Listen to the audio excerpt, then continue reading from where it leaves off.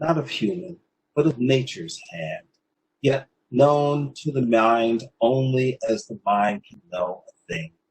And just as language limits our world, so it might limit the scope of the mind. Throw as many eggs as you want, even though cobalt hat is flame. As proof that they were right, they point out the window at you, exhausted from walking in the winter wind, your mouth dry, your cheeks soaked. But the image you see in the mirror doesn't interest me. I know how hard that might be to hear, and I'm sorry. I do hope you get over it and yourself one day. Good luck. And be careful. Watch the drop as you go. Yeah, we know it's creepy and continue to monitor the event. But every day there are dust squalls and fog, hurling our urge to tickle fancy into the greening lawn.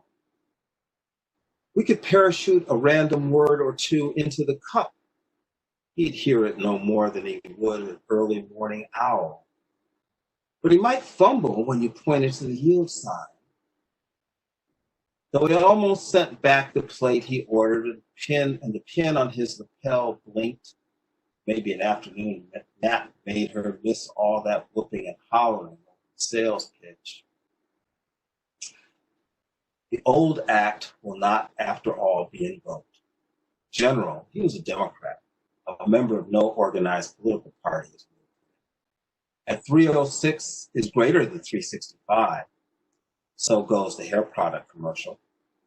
We're better off forgetting it. Envelop yourself in the brain.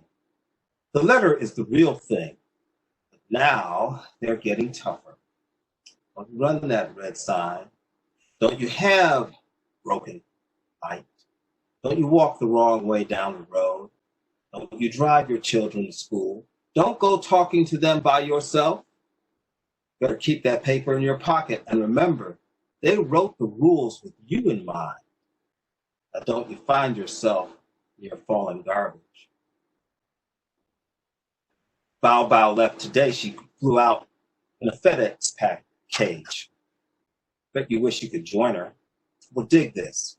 Expand addicted yo-yos are back, and we'll see if they'll fix what ails you. But never mind. You have the love of the entire forgotten memory, and you can win with that. We'll deliver a great challenge. Keeping the flame of a far-away raid alive, but the great, great, great, great wall will never tumble up. The old cat from Whittier charted the way. Nobody will ever be able to fit all those socks back in the box. Our path and our work, forget cemeteries. Remind us to condemn forms. The torch and the chain firmly declare the impossible renewal. We're at the crossroads with a melting rock, expecting the newer generation to come with a message in a bottle, much like the 9 of long, long years ago. And the one, Norris, spoke to the crowd in Detroit, remembered how, together, we were all saved. Then we went out to defend old car plants.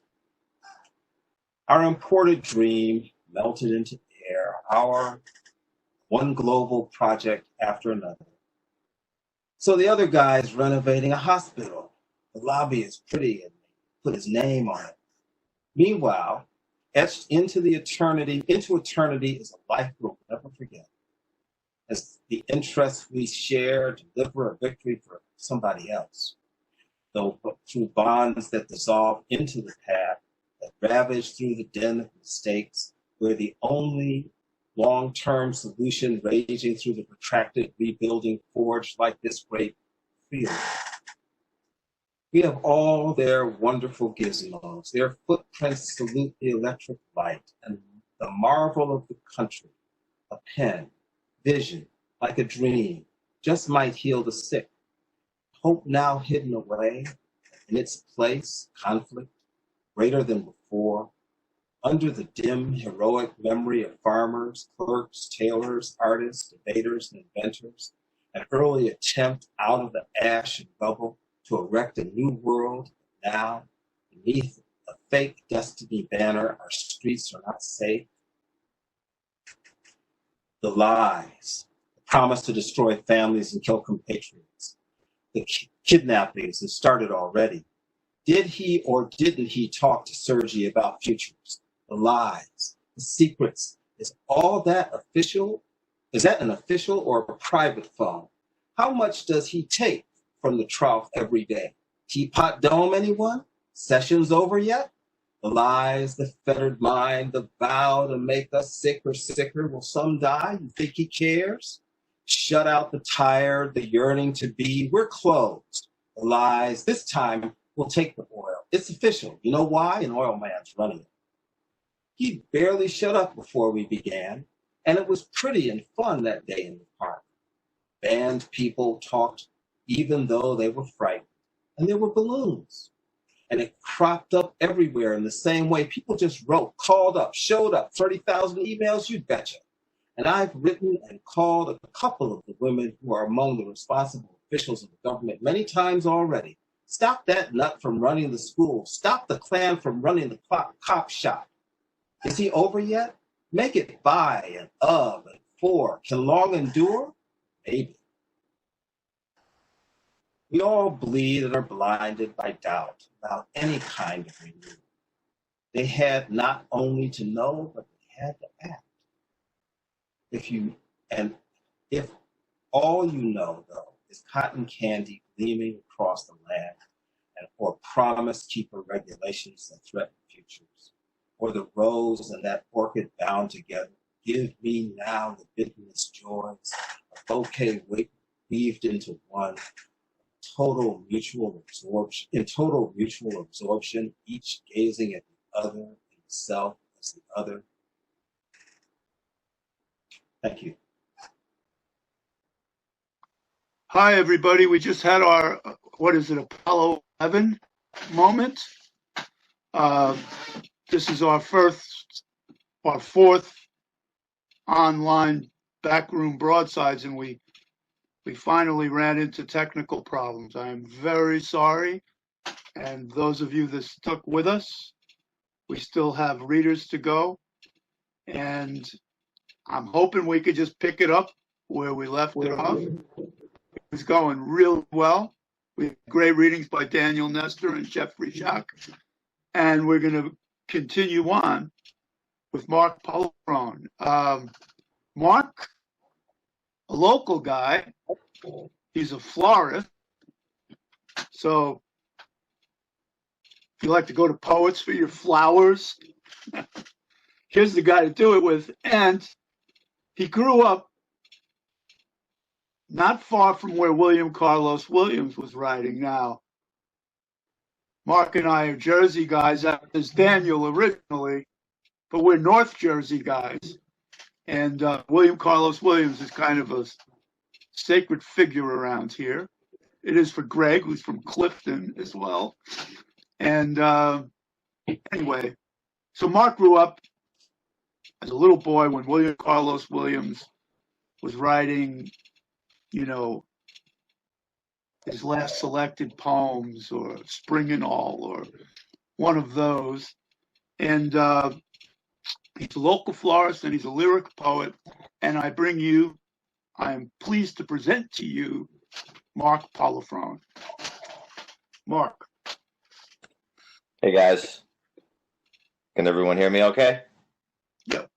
Awesome. Thanks for getting in touch with me, James, and asking me to read. Appreciate it, man. So I'm working on a collection of poems. I was emailing you about them. I'm calling it right now Neon Bullfrog. I've been working on it for a couple months, and someone mentioned nostalgia before, and so basically that's kind of the whole thematic foundation of Neon Bullfrog. And it has to do with a specific memory I had when I was a kid where my uncle told us about the bullfrogs in the yard, but we never saw the bullfrogs. We only heard them. It reminded me of being a kid and like this mysterious frog we never saw but heard. And I wanted to paraphrase that with the neon bullfrog, that image. And just, so all these poems have to do with nostalgia and maybe a little bit of memory. And I'll read through some of them for you guys right now. I just want to touch something again. to not drift hyper-endlessly in a vat of embryonic fluid. I am a white cannonball careening through lightless oceans, on my way to red parts. The spaghettification of my teddy bears sop with vapid love.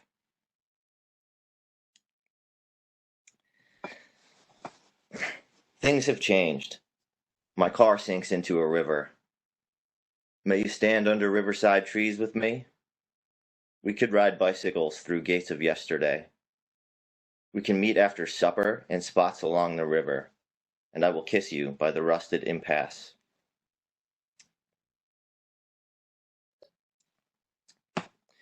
We have lived it out like ticker tape, haven't we?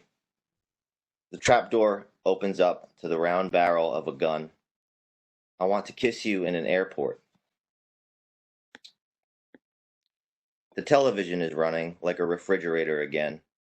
The ceiling fan plays solitaire while wearing a tutu. I ride my boat down the Passaic River. I think of you and your entire body as one big mouth, where sweet potatoes grow from coffee machines. I never bore favor with the sun. Good shovel and a big backyard.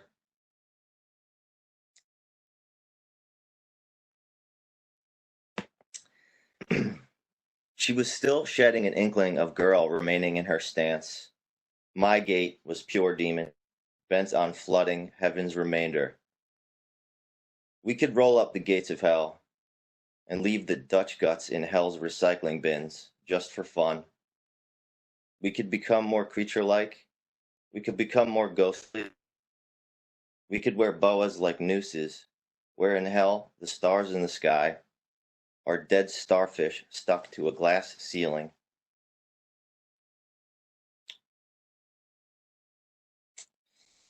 Into fine lines of unfocused unfinite, hurling towards we are nodding on ether, how withers hastened, how lies too less to sleep. How much does north matter when even yellow can pray?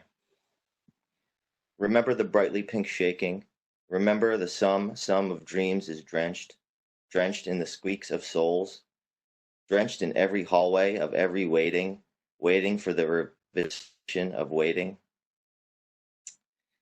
We will always be there to hang you in the fishing of your leathers.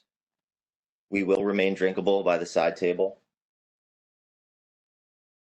People will call you from the 50s about gluten, not about toenail clippers. They will remember milkshakes, mausoleums marooned on those dastardly side table things. In time, we will find a staring at the belly of your mad visage, and softly the crane will sleep about midnight sugar coaxers of incongruent powders from latrine sunsets. Only light is pink when you speak of birthdays.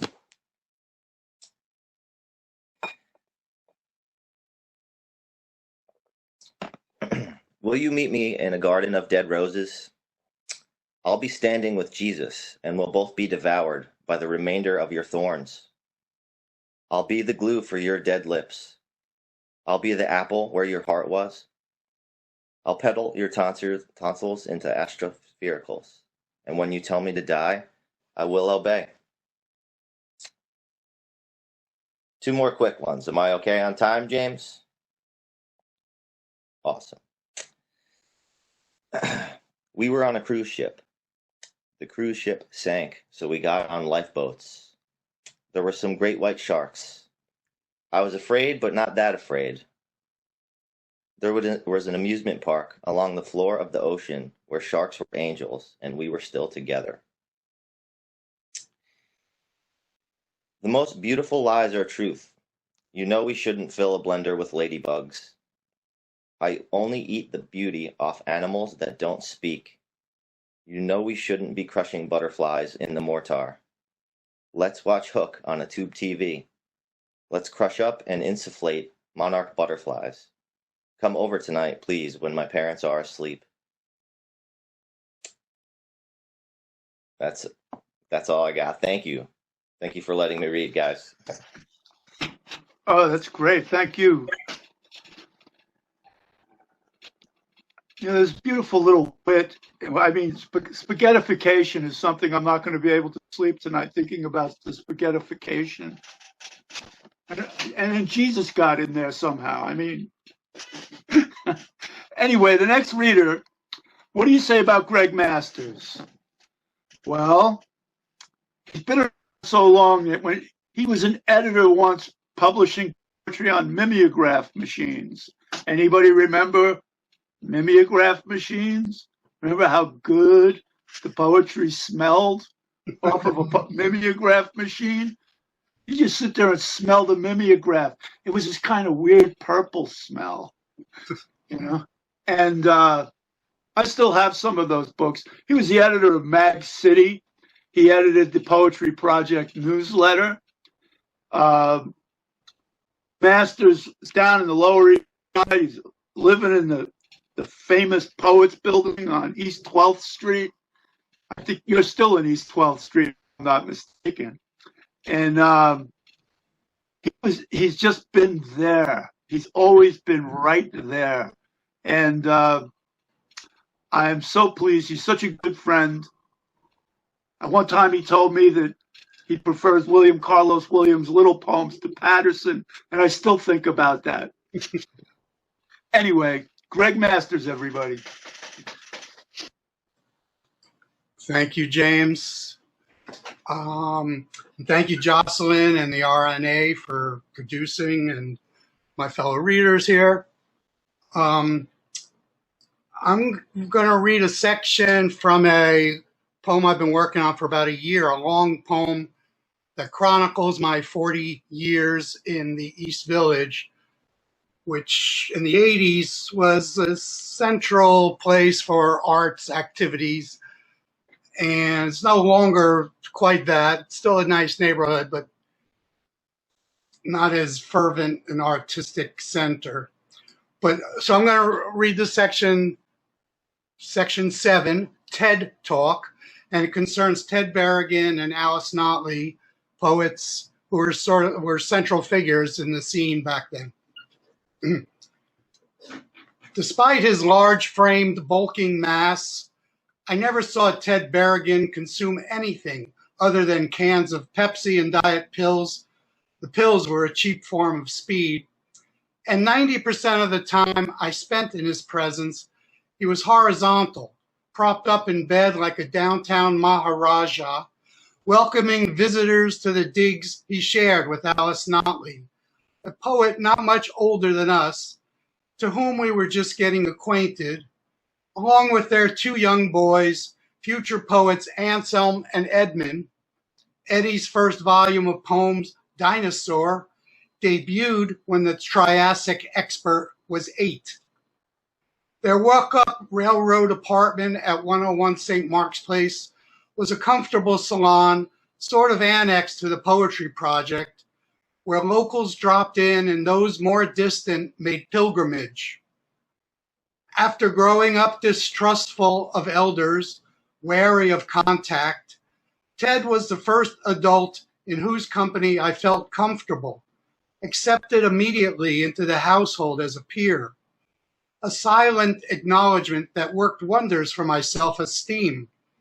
Like dozens of other poets, I could bring over my new poems for Ted to examine, onto which he'd scribble encouragement. Talking with Ted was easier than anything I'd ever done. Camaraderie fueled his being and set loose his talk show of the streets and parlor, a fusillade of pertinent data, gossip, persuasive opinion flowing in a way that cursed out no one except the occasional jack-off, and instead discerned what was terrific in the process of being alive at the present moment, or something peculiar or laudable, intangible or physical, that ensnared his focus from another time. We valued each word from the mom-loving hippie Socrates. With his Roy Orbison glasses, full beard and straight shoulder-length hair, absorbed in a conversation, the ash from Ted's Chesterfield would be poised to sputter to his chest, igniting the physical realm, the way his poems affected the synapses, setting circuitry off in one's brain to rattle the senses and coordinate an agreement between what you know and what might be aspired to. His poems are almost like a chat among friends. If one of those is an Irish guy from Rhode Island rhapsodizing on the daily phenomenon in language that spools line to line like a slalom. I connected eagerly to his verse as it was easily accessible. I knew what he was talking about, and there was mention of the Kinks, and friends were addressed for all the world to see. Pure poets with scant employment, other than the writing of poems and being available to secular disciples breathing in the downtown ontology, Alice and Ted led a subtle revolt against the dream landscape America was pretending to offer its more gullible. Dedication to your passion, the rest superfluous, they said, without having to pronounce it. In the early 80s, I was editor of the Poetry Project's monthly publication, Poetry Project Newsletter. A cornucopia of books continually arrived in the office requesting review. I farmed some out to potential critics for the next newsletter, and I carried piles over to Ted and Alice's for their perusal. Ted honored me writing a number of reviews, but the majority of those volumes were carted over to the Phoenix Bookshop on Jones Street in the West Village, overseen by Robert Wilson, specialist in poetry books and papers, where they were exchanged for hard cash, thus providing some sustenance for the poetry family. 2 small loans were dispensed to the household semi-regularly that would later be paid back with beloved artworks by their friends, removed from the walls of the Berrigan-Notley apartment, now worth immeasurably more than the initial tribute funds. Thank you all. I remember once I was in that apartment you described so well, and Ted was, as you say, laying in his bed, and Alice was there, and Alice's mother was there. And I complained about my back or something, and Alice's mother said, I recommend you try the prone position. Ted has made a mastery of the prone position. He could show you how to do it. It was one of the great mother-in-law lines I have ever heard. A master of the prone position was Mr. Berrigan. Absolutely. When he died, it was the same day.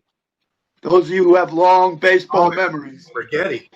When Dave Rigetti threw a no-hitter against the Red Sox. And Berrigan just, I'm sure that's what killed him. I could see him with a piece of cake in his mouth choking. Oh, look at that. Bobby Mercer is settling under it. Anyway, where do you start introducing Nancy Mercado? I mean, there's so much to say about Nancy Mercado. She is the editor of the New Eurekan Women's Writers Anthology. She won the Frederick Douglass Award, and got to talk about this for a second. Only 200 people won the Frederick Douglass Award. Now, obviously, Frederick Douglass is a man of some substance, and Nancy won his award. You know, so did Michelle Obama, and what can I say? Nancy Mercado is all over the place writing. She's also teaching. You're teaching at CUNY. Am I not mistaken with that? No. Not anymore. Okay. No. Well, I want to introduce Nancy Mercado, big poet, editor, writer on the scene. Nancy Mercado. Thank you.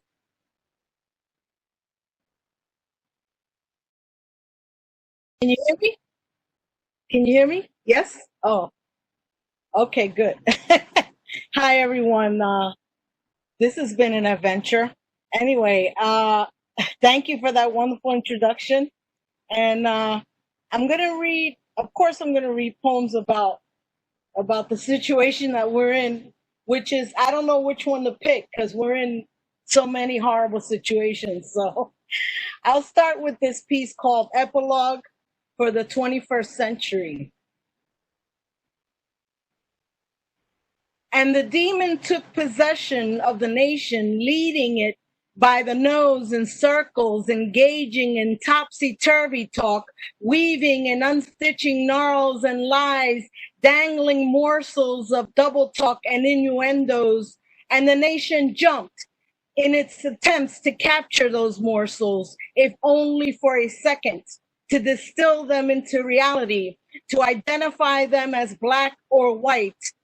But the demon kept changing the meaning of all things, kept morphing his empty shell of broken bits and shiny shards of wickedness enshrined in glassy vials, and the nation contorting and heaving, drowned in a melee of arguments and weapons and hurricanes and earthquakes and wildfires and special reports on the evening news, while the demon's henchmen went out into the world and defiled the rivers, defiled the women, defiled the poor, defiled all the good creatures of the earth. They were hell-bent, maniacal in their derangement. They were the leaders of the free world. Dedicate that to Trump and his henchmen. The horrors of the Trump age.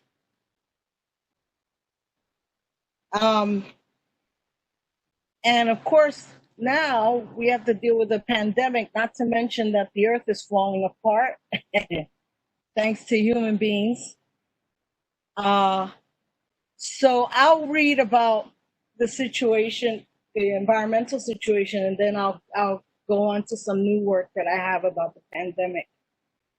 This is titled Ushering in Armageddon on the Eve of Trump's Election. We rapidly disappear all drinkable water, ramming engorged steel pipes like a rapist's penis into the earth, injecting its insides of vile poisons, lacerating its core, leaving warm, radiant grasslands stippled of dark gray gaseous machines, rusting, oozing mucus onto the countryside, choking vaporous clouds rising from rivers, waterways cloaked with upended salmon, beaver, birds, assorted insects we'd yet to encounter. Mass extinctions of other life forms run amok before us because of us. We indulge in gluttony, zealots for crude oil, nuclear fuel, and intangible futures. We indulge in greed, craze for imbecilic video games, prime time and commercial ads, making others rich and our minds poor.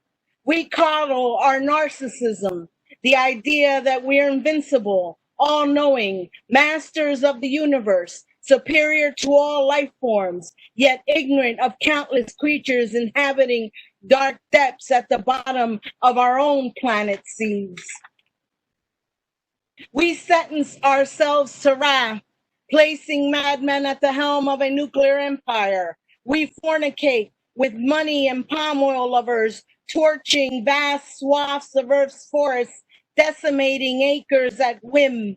We sentence ourselves to deception, choosing fanciful illusions. We are Leviathan stars on a global stage, existing only inside the flat screens of our cracked skulls.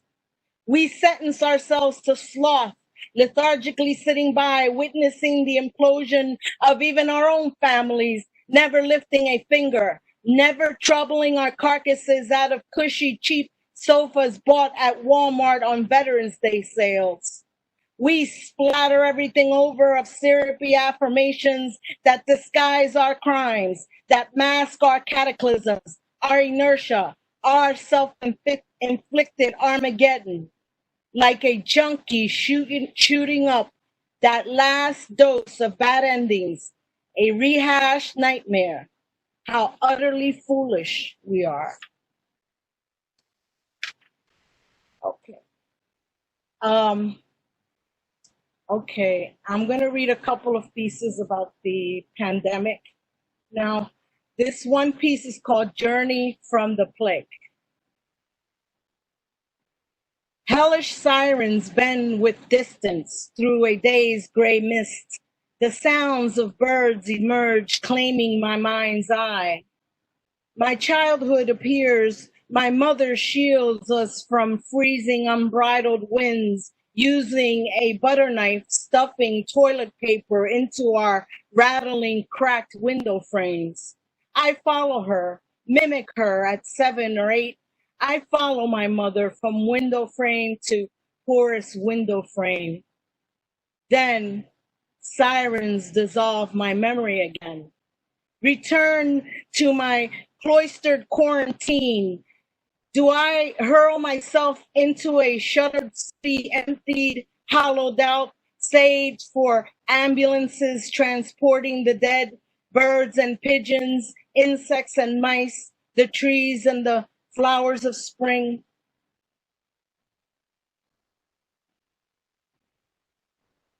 And this one is titled Karma Coming Home to Roost. Earth put a roaring halt to our empty, rabid existence, ceasing marathon plastic productions, disintegrating worldwide stock markets, shuttering ubiquitous greed. Earth put a roaring halt to our multi-million-dollar gains, sunk crude oil markets to asunder, stopped our titillating trophy hunts, our eating bloody meat in hordes, our cruel trampling of the land, put an end to our soiling of the skies, our tarnishing the homes where water beasts are born. In one thunderous clap, the planet hurled an instant standstill to our haywire, to our decapitation of mountaintops, our butchering of tree communities, to our murdering sprees of elephant and whale, tiger infants and elders, mothers and girls. Throughout passing days of sirens, our existence is halted, a new plague set into motion, our die-off launched. And then this is the last piece that I'll read. I hope that's okay, unless I think this is good with timing. This is called Plagued America. It takes a plague to crystallize the malignancy occupying the White House that churns out death, a gross carnage of humanity stockpiled inside U-Haul trucks.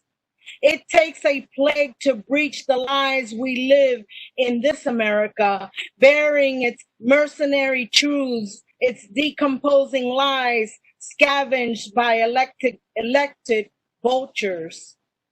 A plague is what it takes to realize red baseball cap buffoons can freely amass assault rifles, the privileged, scant, illiterate, and starved, lined up for miles to reach food banks, gleefully waving soiled Confederate flags in tatters.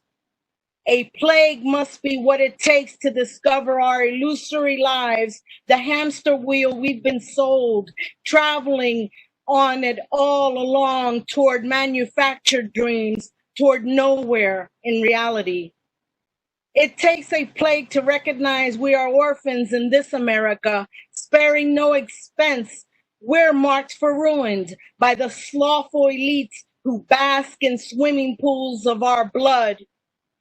A plague is what it takes to wake up from this American dream, to see our children encaged, our mothers, our fathers butchered in broad daylight, our homes mired in soot water, our lands laced of oil pipelines, discharging at whim, scourging valleys filled of life, decimating our future under a foul, dark layer of evil.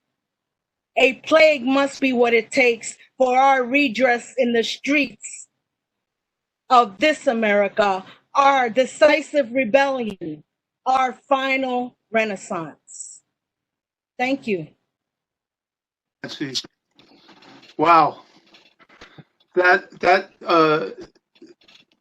stream of invective is so I hate to even say anything. It should just melt into your head for a while, and I think it will melt into all of our heads. I want to thank you, obviously, and I want to thank all of the other poets. We had some technical difficulties tonight. To the readers or to the listeners out there, you're not readers tonight, you're listeners. Thank you for sticking with us. I'd like to invite you to October 1st, which is the first Tuesday, not October, September. I'm terrible at this, man. I tell you, things just don't flow like they used to. But anyway, September 1st is going to be the first Tuesday of next month. And it's going to be a special reading about Big Scream number 57, which Nancy is going to be in. And I admit I'm going to be in it too. But here's the thing. I think I can say this with Nancy there and with me here. The centerpiece of it will be the newly published, the unpublished passages from Fall of America by Allen Ginsberg. So now, I know a few of you here started with Allen Ginsberg. I won't bore you with it. But Allen won the National Book Award for the Fall of America. And it really is an honor to be in that issue with his work. I remember him telling me that my poetry was really cute when I was 17 and seeing him in the Patterson Library with Louis and his brother Eugene. But this issue is going to be fun. It's published out of Michigan by the publisher David Cope. And I think that David is going to be reading some of his stuff and some of Allen's work as well. So again, come on out next month. We're going to get the technical stuff right. I apologize to the poets tonight for A, for my terrible introductions, and B, for the failure of our technology tonight. But I think we had a pretty good time. And thanks, everybody. Thank you so much. And thank you, big wide world of the web, for being there and standing with us. So let me say goodbye for Mark Polarone, for Daniel Nestor, for Greg Masters, for Nancy Mercado, and for Jeffrey Jacques. Thank you, everybody. Enjoy the evening.